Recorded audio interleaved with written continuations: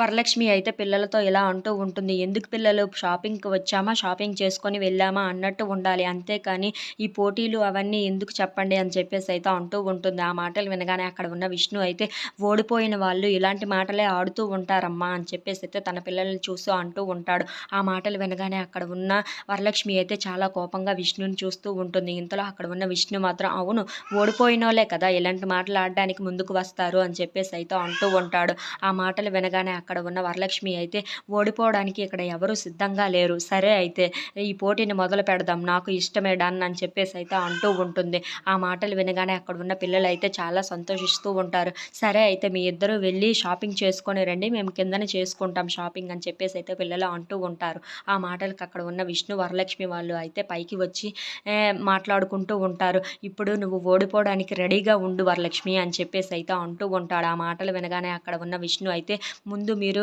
మాటలు అదుపులో పెట్టుకోండి. తర్వాత నాతోని మాట్లాడండి అని చెప్పేసైతే అంటూ ఉంటుంది. ఆ మాటలకి అక్కడ ఉన్న విష్ణు అయితే, సరే సరే నువ్వు ముందు నా స్టేటస్‌కి తగినట్లు నువ్వు చీర కొనుక్కో అని చెప్పేసైతే అంటూ ఉంటాడు. ఆ మాటలకి అక్కడ ఉన్న వరలక్ష్మి అయితే, నేను ముందు సెలెక్ట్ చేసుకోవడం కాదు. మీరే మీకు నచ్చింది మీకు ఎలా నచ్చితే అలా సెలెక్ట్ చేసుకోండి అని చెప్పేసైతే అంటూ ఉంటుంది. ఆ మాటలకి అక్కడ ఉన్న విష్ణు అయితే, సరే పద అయితే అని చెప్పేసైతే అక్కడ ఉన్న ఒక కోట్‌నైతే చూస్తూ ఉంటాడు. అది 25,000 ఉండటంతో ఇది వరలక్ష్మి ఎలాగైనా కొనలేదు. ఇలా కొనకుండా ఉండిపోతే నేనే గెలిచినట్టు కదా! తనను ఓడిపించేస్తానని చెప్పేసైతే అనుకుంటూ దాని వైపు అలా చూస్తూ ఉంటాడు. ఇంతలో అక్కడ ఉన్న వరలక్ష్మి అయితే, మీకది నచ్చిందా అని చెప్పేసైతే అడుగుతూ ఉంటుంది.